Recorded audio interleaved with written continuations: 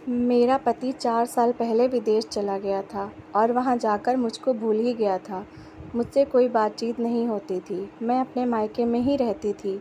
फिर मेरे घरवाले सब कहने लगे, वो नहीं बातचीत कर रहा है तो तुम दूसरी शादी कर लो। फिर मेरे बाप एक मौलाना के पास बातचीत करने गए। उन्होंने कहा कि तुम्हारी बेटी का तो निकाह टूट गया है, क्योंकि ना कोई बातचीत होती है और ना उनके बीच ना कोई संबंध है, तो फिर उसका निकाह कैसा। मजबूरन मैंने एक बिजनेसमैन के बेटे से शादी कर ली और वो बहुत दौलतमंद था। उसकी अरबों की प्रॉपर्टी थी, घर में नौकरों की कमी ना थी। लेकिन मेरा पति मुझे नौकरों के सामने भी नहीं जाने देता। एक दिन मेरा पति घर पर नहीं था। एक नौकर को सौदा लेने भेजा तो गलती से उसके चेहरे पर मेरी नज़र पड़ी। ये देखकर मेरी तो जान ही निकल गई। वो तो मेरा नाम हिना है और मैं एक वकील भी हूँ। मुझे मुश्किल और नामुमकिन काम करने का शुरू से ही शौक़ था, इसलिए मैं वकालत में आ गई।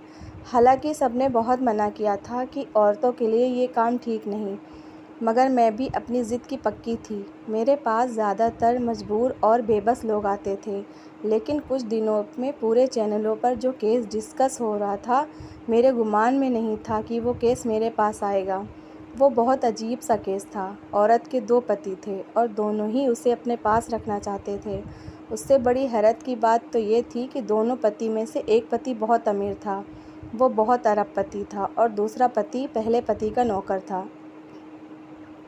पत्नी चाहती थी कि उन दोनों में से अपनी जान छुड़ा लूँ। मैं दोनों में से किसी एक के साथ भी नहीं रहना चाहती, मगर दोनों पति ने एक दूसरे के खिलाफ़ मुकदमा कर दिया था। बात इतनी जल्दी फैली थी, मगर जो कि इस एक रईसज़ादा के घर की बात थी, तो उस बात को बहुत उछाला जा रहा था। इस तरह के केस मैंने पहले कभी नहीं सुना था, ना देखा था। एक पत्नी की एक ही वक्त पे 2 पति कैसे हो सकते हैं। मैंने ये ठीक समझा कि पहले उस औरत से एक बार मिल लिया जाए, उस वाक्य को उसकी ज़ुबान से ही सुन लूँ, फिर कोई फ़ैसला करूँगी। जो ख़ुद मेरे पास नहीं आई थी, बल्कि अपनी नौकरानी से मुझे पैगाम भिजवा दिया था। मैं अगले ही दिन उससे मिलने पहुंच गई। गेट पर ही मुझे रोक लिया गया। उसके पति के बॉडीगार्ड ने मुझे आगे बढ़ने की नहीं दिया और पूछा मैं कौन हूँ।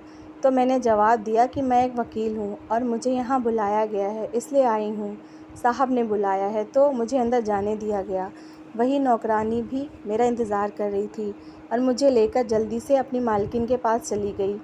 मैं तो उस महल के साठ पार्ट्स देखकर हैरान थी और मुझे ये समझ नहीं आ रहा था कि आखिर ये औरत अपने इतने अमीर पति से तलाक चाहती है। मैंने उस औरत से हाथ मिलाया और कहा वे अपनी सारी समस्याओं को मुझे खुद बताए। वो काफ़ी खूबसूरत थी, लेकिन उस वक्त काफ़ी परेशान दिखाई दे रही थी।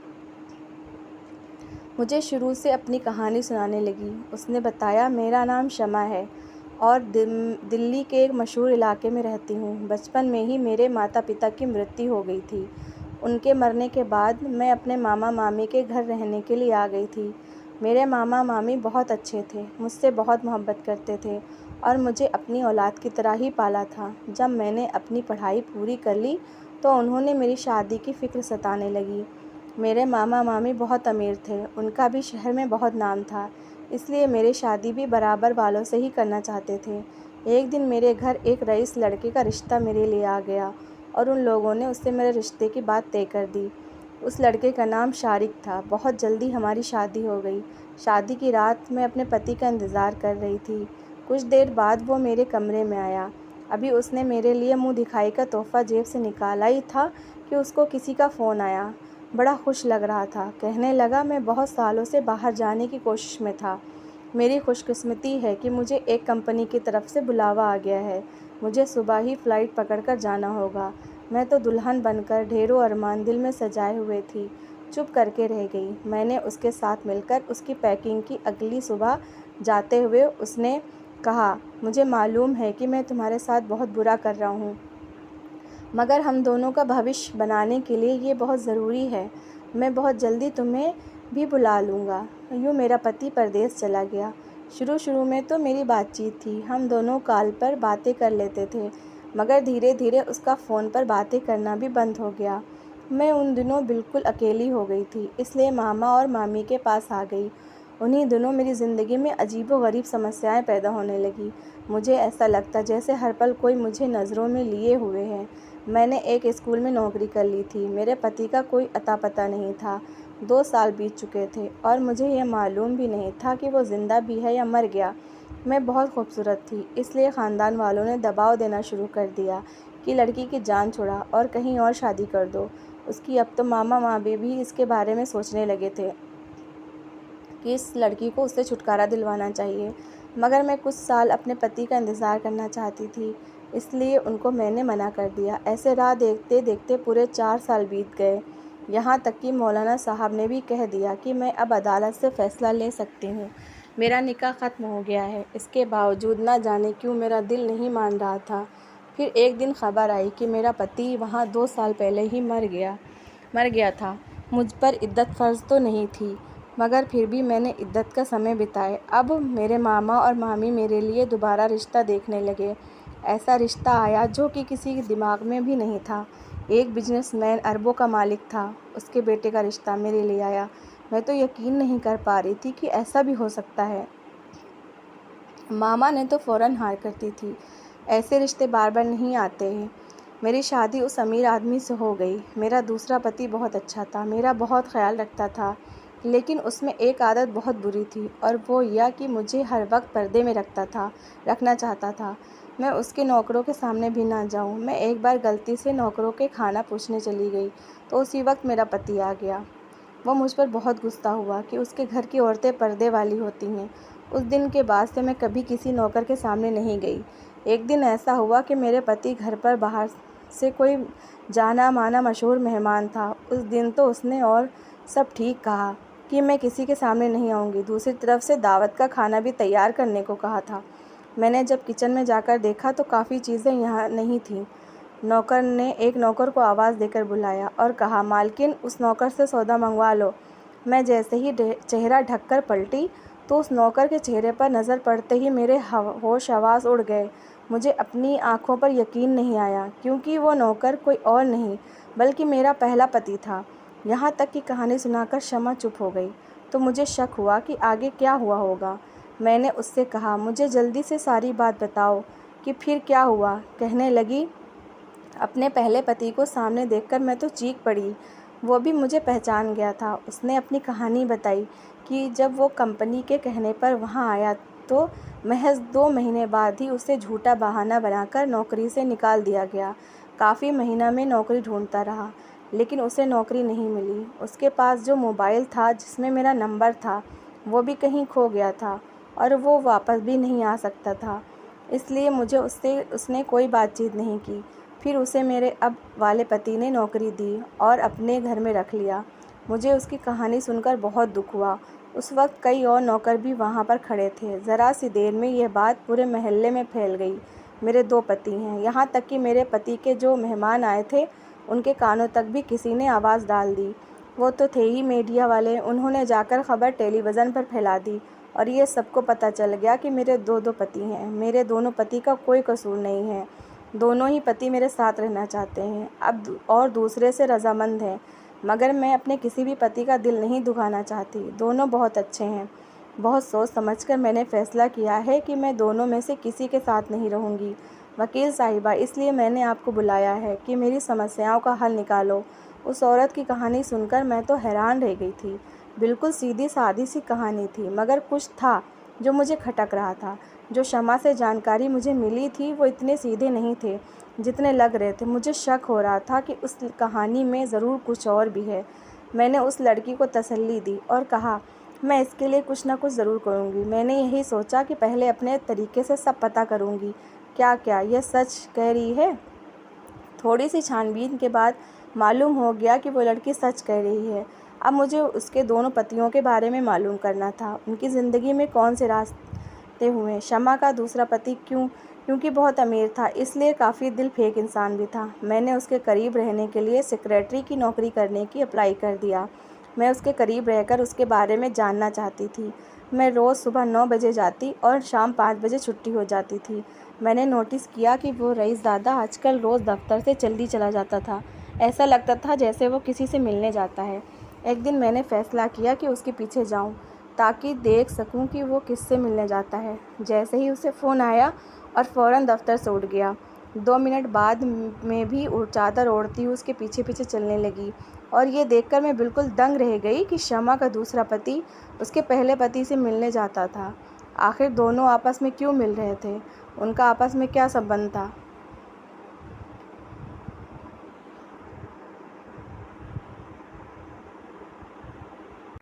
मैं उनके पीछे वाली मेज़ पर जाकर बैठ गई। मैंने अपना चेहरा छुपा रखा था। मैं चुप करके उनकी बातें सुनने लगी। उस करोड़पति ने काफ़ी सारे पैसे उसको दिया और कहा, अब तुम मुझे आइंदा इस शहर में नज़र मत आना। 2 दिन बाद की फ़्लाइट लेकर यहाँ से चले जाओ। शमा से जो काम लेना चाहिए, अब वो काम लेने का वक्त आ गया है। मैं यह समझ ना पाई कि शमा से क्या काम लेना चाहता है और ये पैसे क्यों दे रहा है। मैं यही सोचते हुए उलझते हुए अपने घर वापस चली आई। रात को शमा ने फ़ोन किया और खुश होते हुए बताया कि मेरी समस्याएं हल हो गई हैं। मेरे पहले पति ने कहा है कि वो मेरे रास्ते में कभी नहीं आएगा। मैं अपने दूसरे पति के साथ खुश हूँ। अब आपको मेरे लिए फ़िक्र करने की ज़रूरत नहीं है। मुझे तो कुछ ऐसी ही उम्मीद थी, ऐसा ही होगा। अगर मैंने दोपहर में उन दोनों की बात ना सुनी होती तो मैं भी खुश होती कि चलो बेचारी की समस्या का हल हो गया। लेकिन अब तो ऐसी सूरत हाल बन चुकी थी कि मैं जब तक उस बात की जड़ तक ना पहुंच पाती मुझे सुकून नहीं मिलता। मैंने अपने कुछ ख़ास बंदों को फ़ोन किया जो मेरे हर केस में मेरी मदद के लिए जासूसी करते थे। उनको मैंने उस लड़के के पीछे लगाया और कहा कि मुझे उसको मुल्क से बाहर भागने नहीं देना, बल्कि उससे सारी जानकारी निकलवा लो।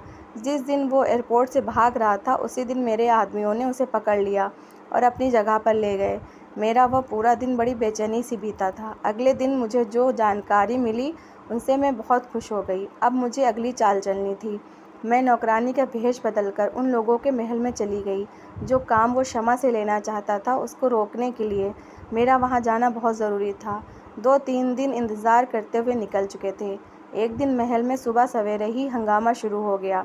कुछ वहाँ बाहर से मेहमान आए हुए थे और कोई अबू धाबी से, कोई तुर्किस्तान से आए थे। मैंने शमा पर नज़र रखी हुई थी, तैयार होकर मेहमानों के लिए नाश्ता बना रही थी, जब उसके दूसरे पति ने उसे बाजू से पकड़कर अपने साथ मेहमान वाले कमरे में ले गया। मुझे बस उसी मौके का इंतज़ार था। मैं एक ज़रूरी कॉल करने के बाद अंदर चली गई। सब लोग मुझे वहाँ देखकर हैरान हो गए। शमा हैरानी से कहने लगी, आप यहाँ क्या कर रही हैं? मैंने जो ये सब चल रहा है मैं उसकी हकीकत तुम्हें बताने आई हूँ। वो परेशान हो गई। कैसी हकीकत? मैंने उसे बताना शुरू किया कि जब तुम्हारा पहला पति तुम्हारे उस दूसरे पति का शुरू दिन से नौकर था।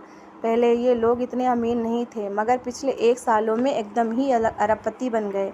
इसके पीछे एक बहुत दिलचस्प कहानी है। तुम्हारा पहला पति लड़कियों से शादी करता था और फिर उनको लेकर विदेश चला जाता था, जहाँ ये तुम्हारा दूसरा पति उसके लड़की को ख़रीद लेता और अमीर अरब शेखों के आगे उनकी बोली लगवाकर बेच देता था। ये सिलसिला पिछले कई सालों से चल रहा था और उनका बड़ी कामयाबी से काम चल रहा था। तुम्हारी शादी जैसे ही हुई उसी रात उसको पता चला कि उसके दुश्मन उसके पीछे हैं। इसलिए वो तुम्हें शादी की पहली रात ही छोड़कर अबू धाबी भाग गया और वहाँ जाकर तुमसे बातचीत करना बंद कर दिया और कुछ साल बाद दिल्ली वापस आया। तुमने उसके इंतज़ार में 4 साल फिजूल में गंवा दिए। उसी टाइम रईसज़ादा की नज़र पड़ी और उसने तुमसे शादी कर ली। शादी के बाद जाना, जब सारी हकीकत खुल गई तुम्हारा पहला पति था, तो उन दिनों उन लोगों को डर लगा कि कहीं तुम उनकी हकीकत ना जान जाओ। इसलिए उसने शारिक को विदेश फ़रार करने का बंदोबस्त कर दिया और आज तुम्हारी बोली लगाने के लिए इतनी दूर दूर से लोग बुलवाए हैं। जो इन सब में से ज़्यादा कीमत लगाएगा तुम्हें उसी के हवाले कर देगा। शारिक जैसे और न जाने कितने ही लड़के इसके लिए काम कर रहे हैं और इसलिए तो इतना अमीर हो गया है। सारी कहानी सुनकर तो शमा के रंग ही उड़ गए, जबकि उसका पति उससे से कहने लगा, अगर अब तुम्हें पता ही चल गया है तो लड़की तुम यहाँ से वापस नहीं जा सकती। मैंने हंसते हुए कहा, तो तुम नहीं जा सकते यहाँ से कहीं, क्योंकि पुलिस आ चुकी है तुम्हें गिरफ़्तार करने के लिए। शारिक पहले से ही उनकी कस्टडी में है। उसी वक्त पुलिस ने आकर वहाँ बैठे सभी लोगों को गिरफ़्तार कर लिया। शमा रोते हुए मेरे गले लग गई और कहने लगी, आपका बहुत बहुत शुक्रिया मेरी जान बचाने के लिए। मैं हमेशा आपकी एहसानमंद रहूँगी। मैंने शमा को तसल्ली दी और कहा, अब तुम बिल्कुल सुरक्षित हो। मैं शमा को धन्यवाद करना चाहती थी। जिसकी वजह से मुझे कई चेहरे बेनकाब करने का मौका मिला और यह केस मेरे करियर को बहुत आगे ले जाएगा। मैंने फ़ैसला कर लिया था कि अदालत से उन लोगों को सज़ा दिलवा कर रहूँगी। इस बार शमा की शादी मैंने अपने रिश्तेदारों में करवा दी। आखिर उसे भी खुद तो खुश रहने का हक़ है। तो कैसी लगी आपको कहानी दोस्तों? कमेंट में ज़रूर बताइएगा। Thanks for watching.